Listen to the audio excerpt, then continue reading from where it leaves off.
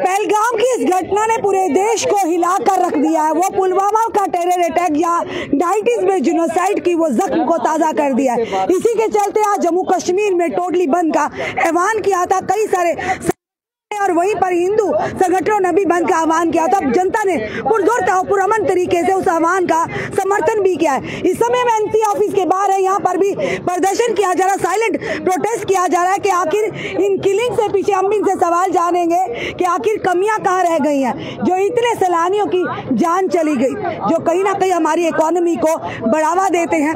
और वहीं पर अगर बात करें अतिथि देवो भव, यानी भगवान का रूप माने जाते हैं, मेहमान जो दूर दराज से आते हैं उनके साथ इस तरह से यानी कि घिनौना अपराध होना किन चीज़ों की तरफ दर्शाता है। सर, आज हर जगह पर प्रदर्शन देखने को मिल रहे हैं, हर एक आंख नम है, इस दुख को व्यक्त नहीं कर सकते। वो पुराने जख्म फिर से ताज़ा कर दिए गए, आखिर कमियां कहाँ पर?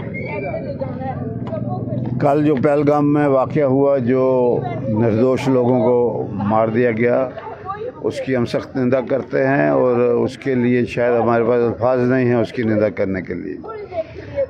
अब वहाँ उस हादसे के बाद आपने देखा पूरा जम्मू कश्मीर, पूरा देश खड़ा हो गया है। हर जगह इस किस्म के मज़ारे हो रहे हैं, लोगों में रोष है, गुस्सा है और लोग जो हैं वो चाहते हैं कि इस किस्म के वाक़या ना हो।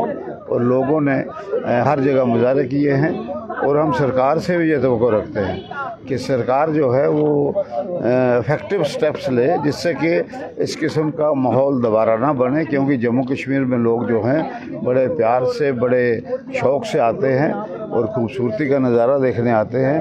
उनको कम से कम सिक्योरिटी देना हमारा फ़र्ज़ बनता है। अगर जैसे वाक़या हो रहे हैं, ये पहलगाम का हुआ, पीछे हीरानगर का हुआ, बिलावर का हुआ, उधमपुर में हो गया, तो इस चीज़ से लोगों का जो विश्वास है वो टूटता है। सरकार को चाहिए कि विश्वास को बढ़ाने के लिए, विश्वास को बनाने के लिए सरकार जो है सरकार जो है इसको ऐसा माहौल बनाए कि लोगों में अमन हो, शांति हो, लोग अमन से रह सकें, शांति से रह सकें। और जो सरकार जो है खोखले दावे ना करे बल्कि अमल करे और उस पर माहौल ऐसा पैदा करे। कौन सी सरकार?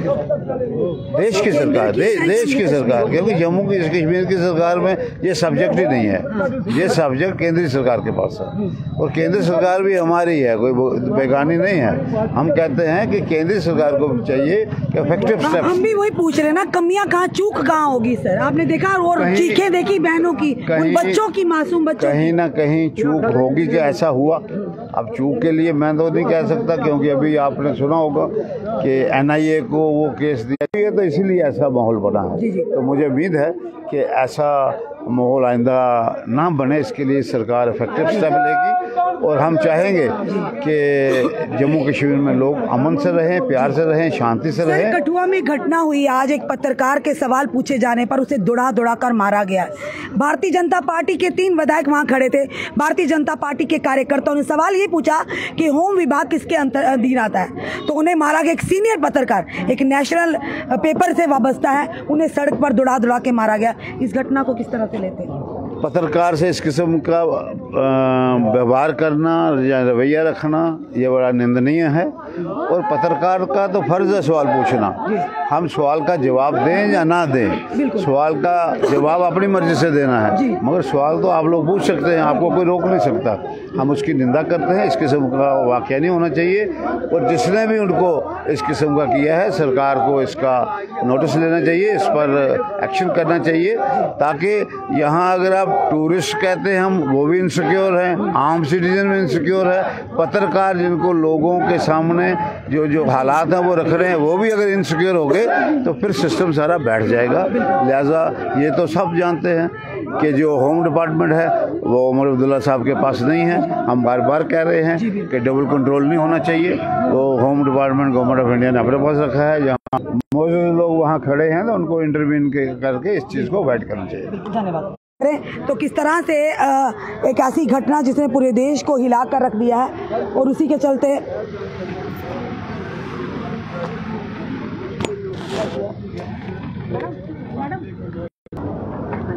चलिए से मैम हमारे साथ इनसे जानने की कोशिश करते हैं। मैम, जो घटना हुई है पहलगाम में, एक बड़ी ही निंदनीय और दर्दनाक घटना हुई है जिसे पूरा देश इधर आइए हिलकर रह गया, पूरे देश की आंखें आज नम है। क्या कहेंगे, इस घटना को किस तरह से लेती है? बहुत ही क्या बोले आपको कि अभी भी आंसू थमने का नाम नहीं लेते। अचानक से याद आया कि हम लोग पढ़ा था हमने जलियांवाला बाग, तो वहाँ पे सुना था कि ऐसे ही ग्राउंड में एकदम से फायरिंग शुरू हुई, लोग मरे, कुओं में गिरे, अपनी इज्जत बचाने के लिए बड़ा मैसेकर हुआ।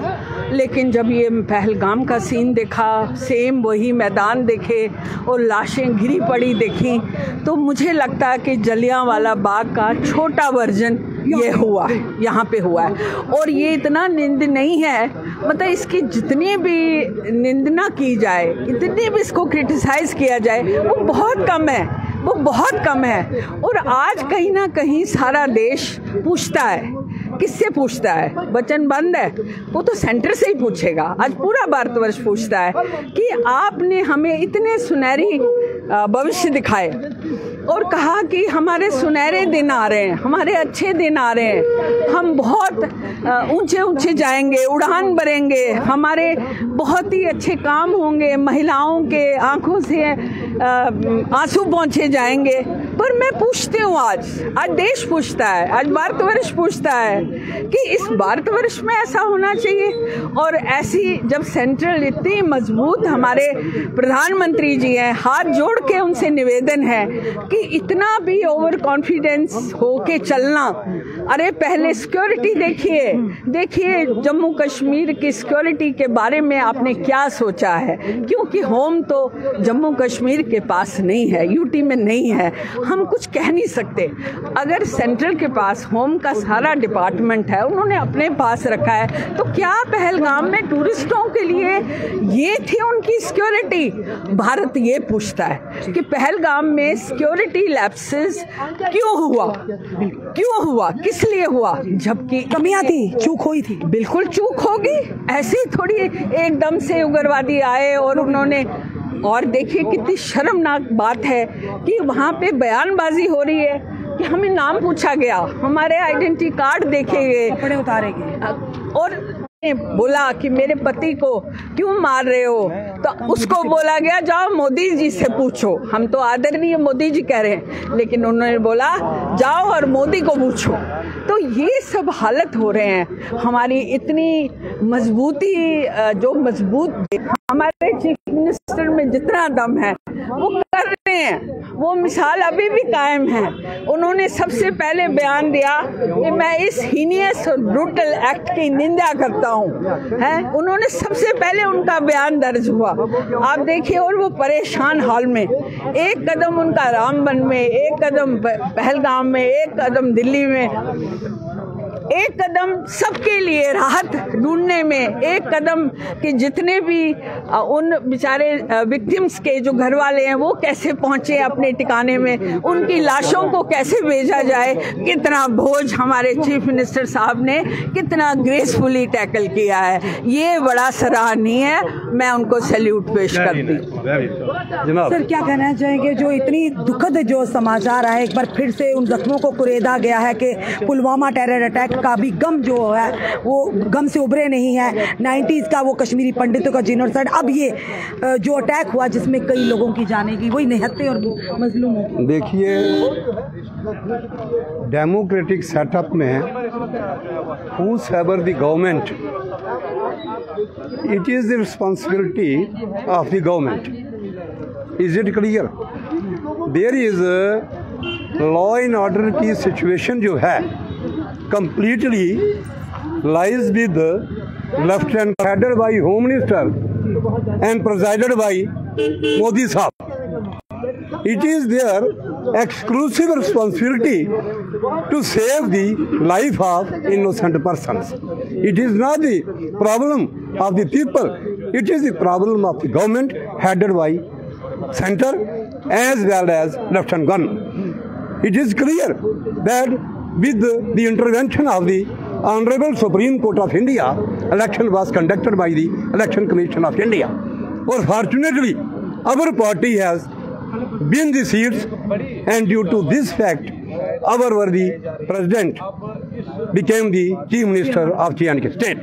That doesn't mean that he has given the exclusive power to handle the situation of the J&K state, because the BJP never wanted that any party except the BJP should come in the field and our chief minister should be from the BJP. This is the previous position, and now whatever happened yesterday, it is cowardly act, or I can say it is the failure of the central government actions who cannot tackle the life of the innocent person.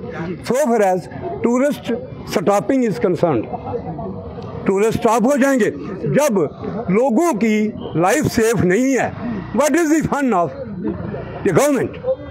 इतने parliament में फैसले ले रही हैं जो under sub judice हैं in the under supreme court. क्या इनको खबर नहीं है how to tackle the situation of J&K state simply by talking with the Pakistan और नॉट? किसी को गाली देने से, नेगोशिएशन से मसले हल नहीं होते हैं। One should sit on the table and make negotiation.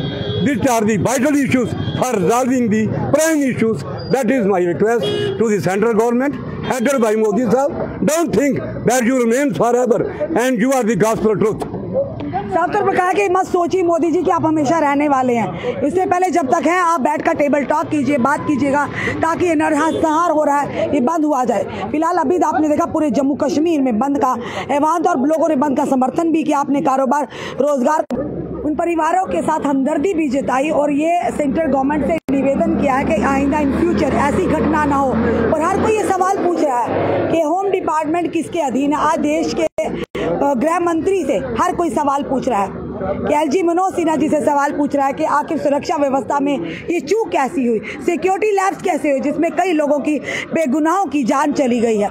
और बड़ा सब बाहर कोई यही सवाल पूछ रहा है कि कहीं ना कहीं सिक्योरिटी लैब्स है या फिर मोदी सरकार से निवेदन किया जा रहा है कि आज ईंट का जवाब पत्थर से दिया जाए, टिट फॉर टैट किया जाए, ताकि लोगों को आश्वासन हो, अपनी सरकार पर यकीन जो प्रतिबद्धता है उन्हें वो कायम रहे।